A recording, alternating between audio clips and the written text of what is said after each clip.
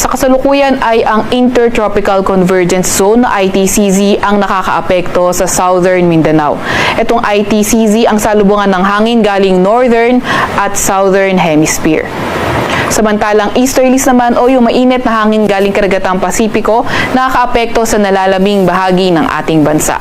Itong easterlies din magdadala ng maulap na papawirin at mga kalat-kalat na pag-ulan, pagkidlat at pagkulog sa Eastern Visayas at ITCZ naman ang magpapaulan sa Caraga, Davao Region, sa may Sarangani, Sultan Kudarat, pati na rin sa Basilan, Sulu at Tawi-Tawi. Kaya yung ating mga kababayan, lalo na yung mga inuulan ng mga nakaraang araw pa ay pinag-iingat sa mga banta ng pagbaha o hindi kaya pagguho ng lupa.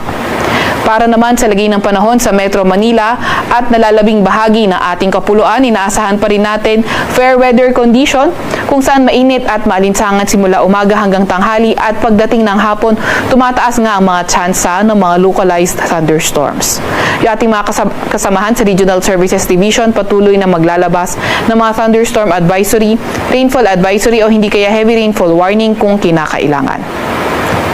Sa kasalukuyan rin nga ay wala tayong namomonitor na low pressure area or bagyo sa loob or malapit sa ating Philippine Area of Responsibility.